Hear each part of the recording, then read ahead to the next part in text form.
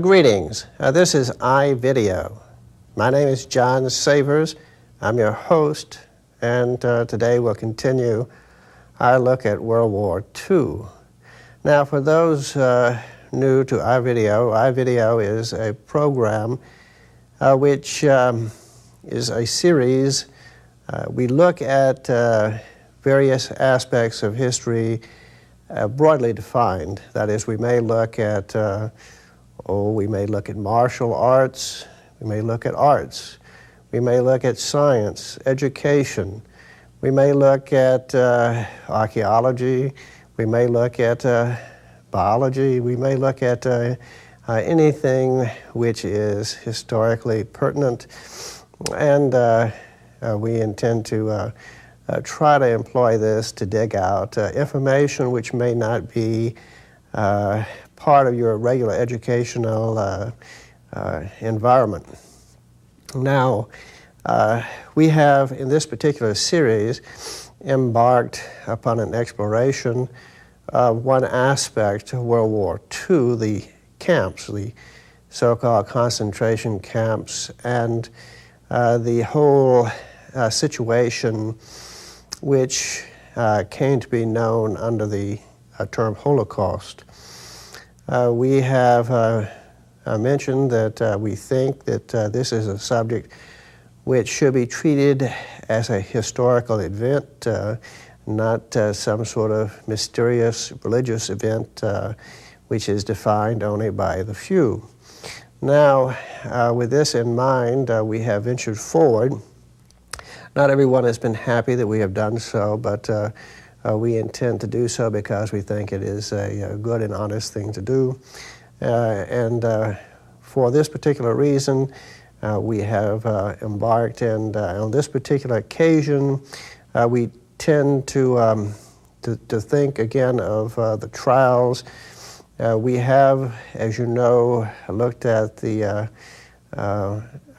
trials, the Nuremberg Trials a little bit, and the kind of fraud that was used as part of the evidence we have taken a look at recently.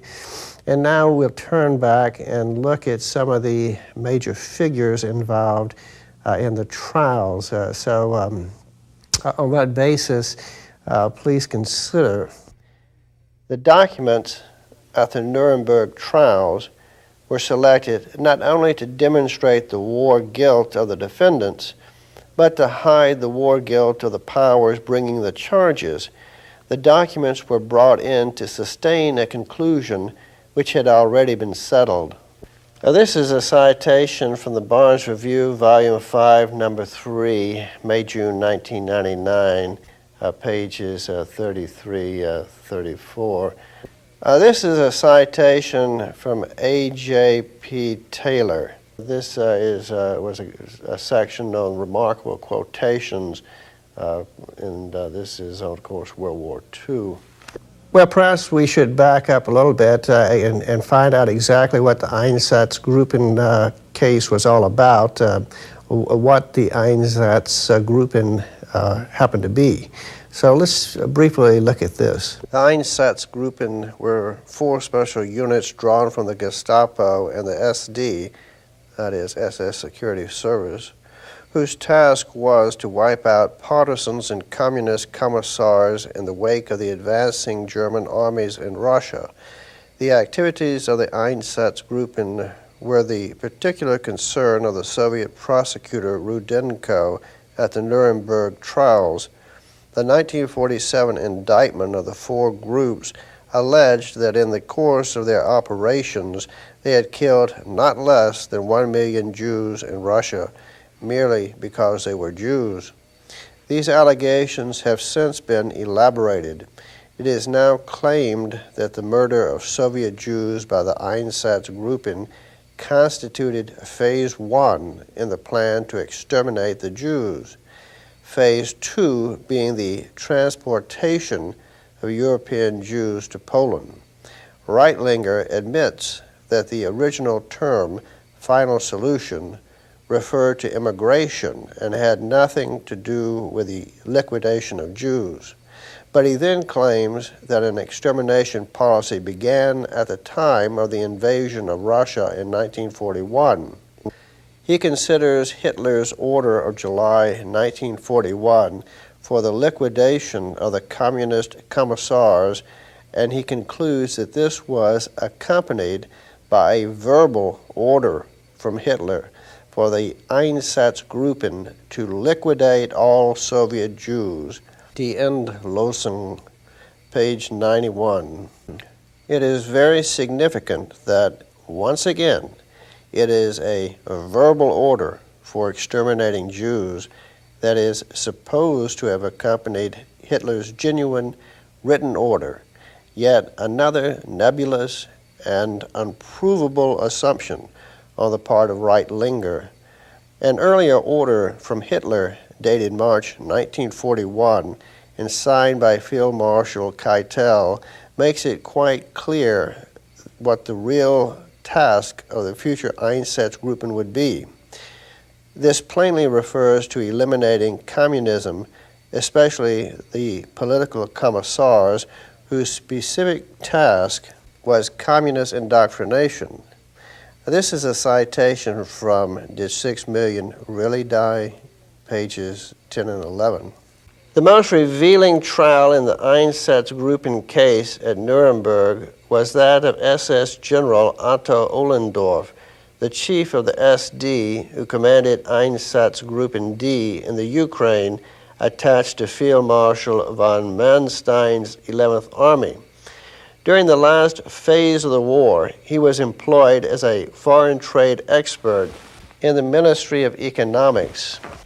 In his affidavit of November 5, 1945, Ohlendorf was persuaded to confess that 90,000 Jews had been killed under his command alone. Ohlendorf did not come to trial until 1948, long after the main Nuremberg trial, and by that time he was insisting that his earlier statement had been extracted from him under torture.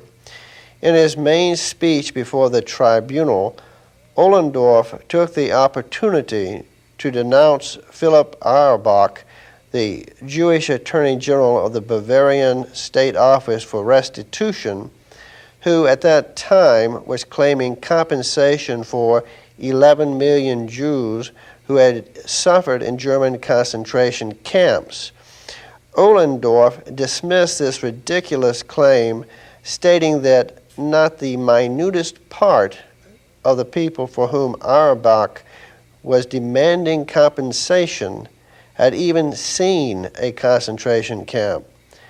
Ohlendorf lived long enough to see Auerbach convicted for embezzlement and fraud, forging documents purporting to show huge payments of compensation to non-existent people, before his own execution finally took place in 1951. This is a citation from Did 6 Million Really Die? Page 11. All the same, was not Ohlendorf's Einsatzgruppen basically doing political murders? Ohlendorf explained to the tribunal that his units often had to prevent massacres of Jews organized by anti-Semitic Ukrainians behind the German front, and he denied that the Einsatzgruppen as a whole had inflicted even 1/4 of the casualties claimed by the prosecution. This is a citation from Did 6 Million Really Die? Page 11. Well, let me break in here to say that the hostility between the Ukrainian Slav and the Ashkenazi Jew is a very long-standing, and it really goes back, I think, to the Khazar Empire, in which time period these Ukrainian Slavs were basically paying tribute and were under the dominion of the Khazars. And they were what you might call serfs, as it were, a tribute-paying nation. And usually such people develop an animosity toward those to whom they have to pay tribute. Now, when the Khazar Empire broke up and they were pushed westward, they came into closer conflict with the people who at one time had been under their dominion. So here we have the very good seeds of a conflict brewing as these two groups were pushed together and struggled for power within the Ukrainian turf. So I just give you that to consider. This is a very long struggle, I think, and one that is not based on blind prejudice, but on basically the same sorts of things that conflicts have been based on everywhere in the world. That is, over turf, over basically produce, product, wealth, and space. But let's get back to the story, shall we? He insisted that the illegal partisan warfare in Russia, which he had to combat, had taken a far higher toll of lives from the regular German army, an assertion confirmed by the Soviet government, which boasted of 500,000 German troops killed by partisans. In fact, Franz Stahlecker, commander of Einsatzgruppe A in the Baltic region in White Russia, was himself killed by partisans in 1942. This is a citation from Did 6 Million Really Die? Page 11. Well, now let me break in to say that terrorist attacks on Eastern European and Russian regimes during between the 18th and 20th centuries were primarily at the hands of Jews. They were typically Marxist and Masonically connected, but nevertheless skillful and effective, pretty effective, so that this kind of situation also brewed animosity and suspicion, as you may well guess. Why were the Jews particularly chosen for this particular task, as it were? What is it about them that would seem to be apt for this? V.I. Lenin, referring to those Jews holding key positions in the Bolshevik system, Lenin said, "The role of Jewry will be most important in laying the foundations of the New World Order. Jewry possesses adaptable characteristics together with outstanding intelligence and extreme cruelty. A Russian can never treat Russian counter-revolutionaries as cruelly as a Jew can." Now, this is a citation from the Barnes Review, Volume 5, Number 3, May-June 1999, page 33. A section on remarkable quotations. Well, I think that gives us a little insight into the personality of the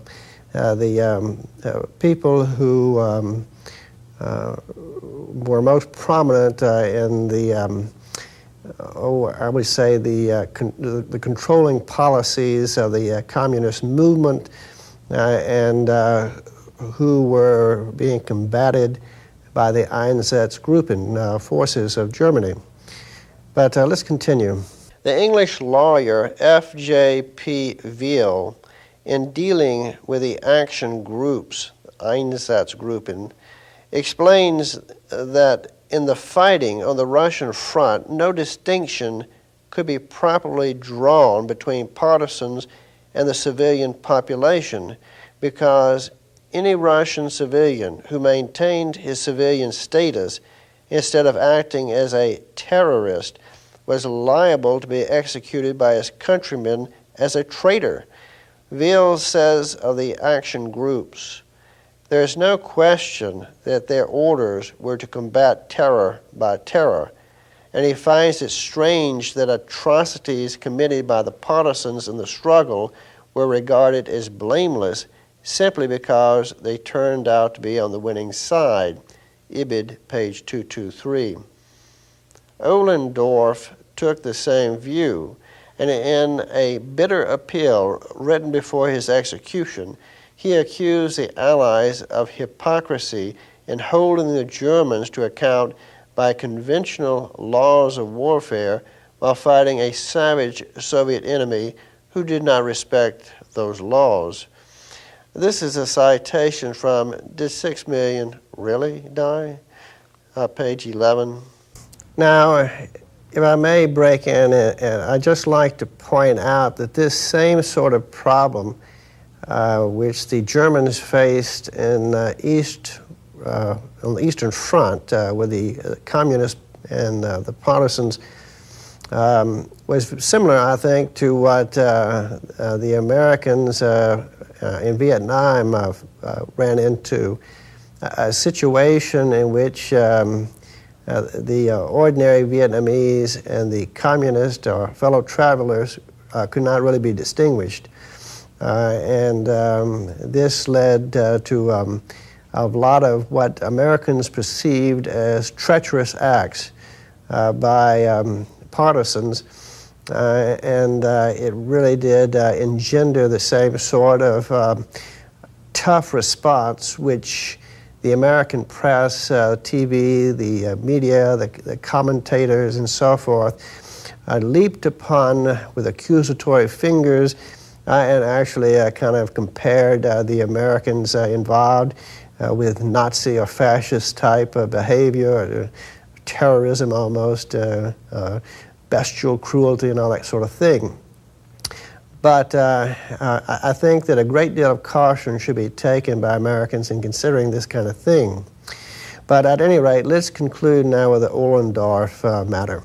The Soviet charge that the action groups had wantonly exterminated 1 million Jews during their operations has been shown subsequently to be a massive falsification. In fact, there had never been the slightest statistical basis for the figure.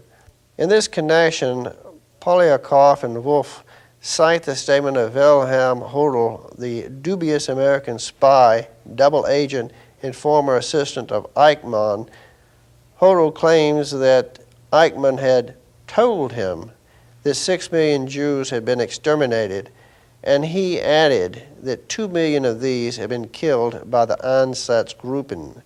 This absurd figure went beyond even the wildest estimates of Soviet prosecutor Rudenko, and it was not given any credence by the American tribunal which tried and condemned Ohlendorf.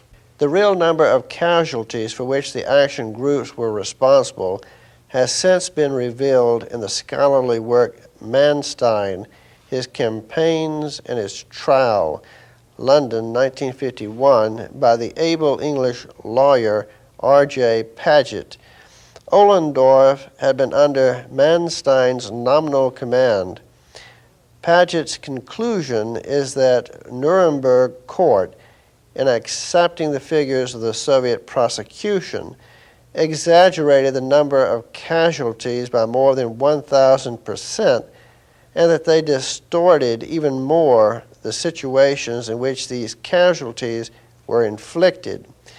These horrific distortions are the subject of 6 pages of Shearer's Rise and Fall of the Third Reich, pages 1140, 1146. Here then is a legendary 6 million in miniature. Not 1 million deaths, but 100,000.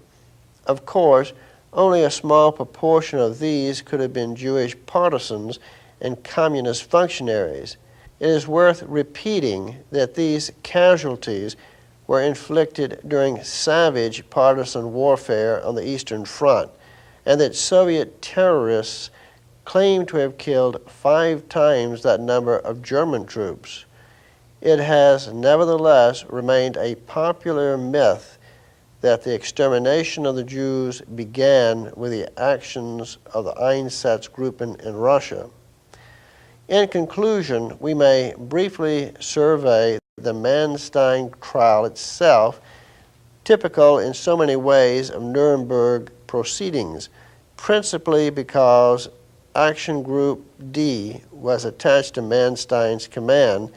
The 62-year-old invalid field marshal, considered by most authorities to be the most brilliant German general of the war, was subjected to the shameful indignity of a war crimes trial. Of the 17 charges, 15 were brought by the communist Russian government and 2 by the communist Polish government. Only one witness was called to give evidence at this trial, and he proved so unsatisfactory that the prosecution withdrew his evidence. Reliance was placed instead on 800 hearsay documents which were accepted by the court without any proof of their authenticity or authorship. The prosecution introduced written affidavits by Ohlendorf and other SS leaders, but since these men were still alive, Manstein's defense lawyer, Reginald Paget, K.C., demanded their appearance in the witness box. This was refused by the American authorities, and Paget declared that this refusal was due to fear lest the condemned men revealed what methods had been used to induce them to sign their affidavits. Manstein was eventually acquitted on 8 of the charges, including the 2 Polish ones, which, as Paget said, were so flagrantly bogus that one was left wondering why they had been presented at all. This is a citation from Did 6 Million Really Die, page 12. Parenthetically, this same sort of thing could have happened to Robert E. Lee and his staff after Appomattox if the same Masonic Marxist revisionists were in power then as are in power now, and doing everything next to demanding the exhuming of the bones of Confederate generals and so forth to be put on trial as racists and so forth, traitors and whatnot. If this situation paralleled perfectly, Vladimir Ziev Jabotinsky, we will incite a spiritual and material war of the entire world. Our Jewish interests demand the complete destruction of Germany. The German people are a collective and individual danger to the Jews. This is a citation from the Barnes Review, Volume 5, Number 3, May-June 1999, page 33. Intersectional remarkable quotations in this in regard to World War II. Further, Victor Cavendish Bentinck, chairman of Britain's Joint Intelligence Committee in July 1943, the Poles, and to a far greater extent the Jews, tend to exaggerate German atrocities in order to stoke us up.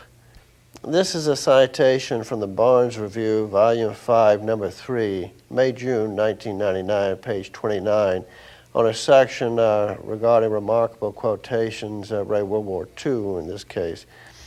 Now, if you will, please consider the following. The information is, I think, pretty telling, and I think you can draw some pretty sound conclusions about the whole matter from this. David Irving.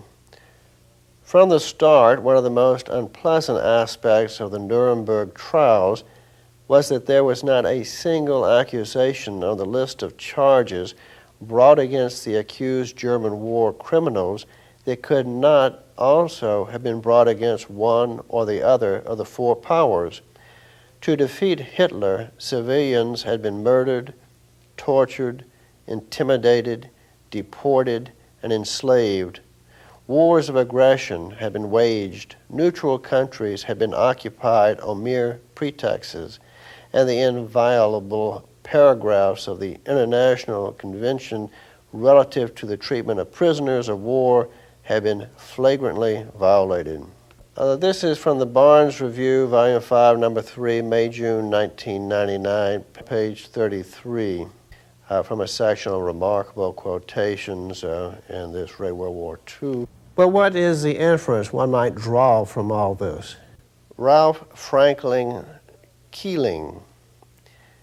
Now that the war is over and the heat of combat has died down enough to enable us to review the cold facts again, it must be brought home to the American people that much of what they have been led to believe was born of propaganda, that the German army, for example, actually behaved itself very correctly toward the people of occupied territories whose governments were signatories of the Hague and Geneva Conventions. The facts are now well known and are beyond dispute, despite the opposite picture previously painted in the press as part of the horrendous business of war. This is a citation from the Barnes Review, Volume 5, Number 3, May-June 1999, page 33, in a section on remarkable quotations in regard to World War II. Well, that's it. We're out of time now. This is iVideo. My name is John Savers. I'm your host. I appreciate your tuning in and hope to see you again next time.